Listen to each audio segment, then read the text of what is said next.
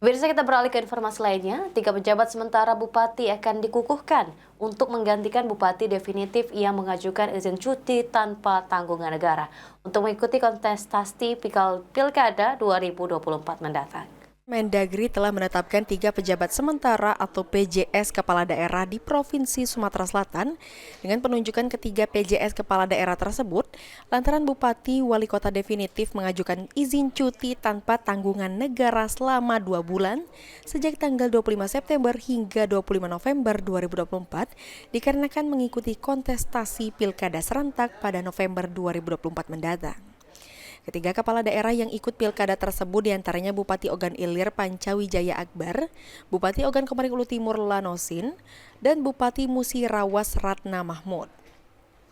Kepala Biro Pemerintahan dan Otonomi Daerah atau UTDA Sumatera Selatan Sri Sulastri mengatakan, PJS Bupati ketiga kabupaten tersebut yaitu Kurniawan Abadi menjadi PJS Bupati Ogan Ilir yang sebelumnya menjabat sebagai staf ahli bidang kemasyarakatan dan SDM Setda Provinsi Sumatera Selatan, kemudian Edward Juliarta yang sebelumnya menjabat sebagai Kepala BPSDM Sumatera Selatan, menjadi PJS Bupati Ogan Komering Ulu Timur, dan Deva Octavianus Koriza merupakan Kepala Dinas Pemberdayaan Masyarakat dan Desa atau PMD Provinsi Sumatera Selatan menjadi PJS Bupati Musirawas.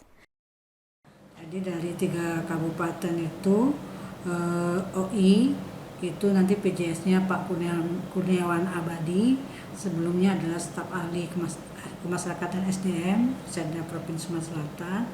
Kemudian Oku Timur itu Pak Profesor Edward Juliarta yang sekarang ini menjabat sebagai Kepala BPSDM. Kemudian yang ketiga Musirawas itu PJS-nya adalah Pak Deva Octavianus Koriza, sekarang ini Kepala PMD Provinsi Sumatera Selatan.